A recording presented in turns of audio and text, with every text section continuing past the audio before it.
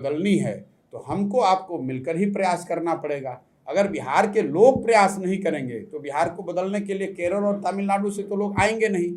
तो अगर अभी जो मैं अपनी भूमिका देखता हूँ, वो जीतेंगे अपनी ताकत से, क्षमता उनकी है। मेरी भूमिका कुम्हार की है।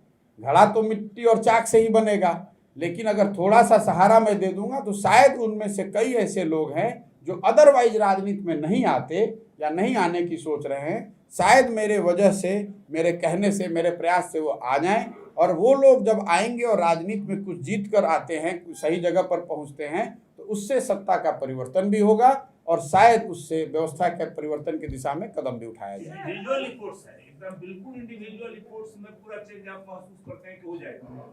इंडिविजुअल का मतलब क्या है? इंडिविजुअल रिपोर्ट्स का रिपोर्ट सब प्रशांत किशोर। नहीं, मैं तो बिल्कुल उसके उलट बात कह रहा हूँ।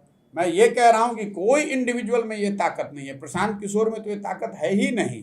मेरा काम है समाज में जाना, और क्योंकि मेरा विश्वास है कि समाज में, पंचायत में, हर गांव में अच्छे लोग हैं, उनको चुनकर निकालने की जरूरत है, उनको जगाने की जरूरत है। सोच से नहीं, जो व्यवस्था थी, सोच से तो बिल्कुल मैं महात्मा गांधी के सोच से प्रभावित हूँ।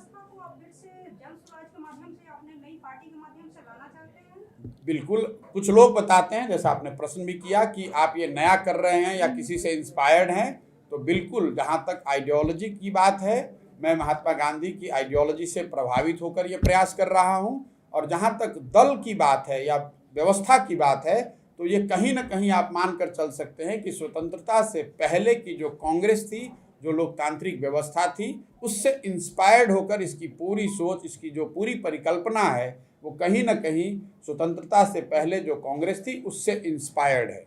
आप कांग्रेस के साथ जाएंगे क्या?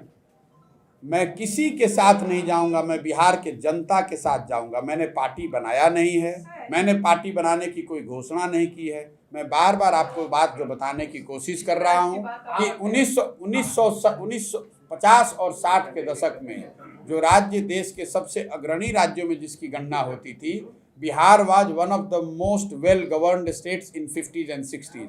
आपको हमको ये समझना होगा कि बिहार की आज जो स्थिति है वो किसी एक दल या एक नेता की वजह से नहीं है।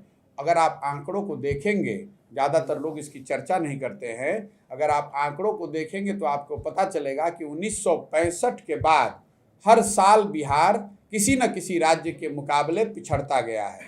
इसकी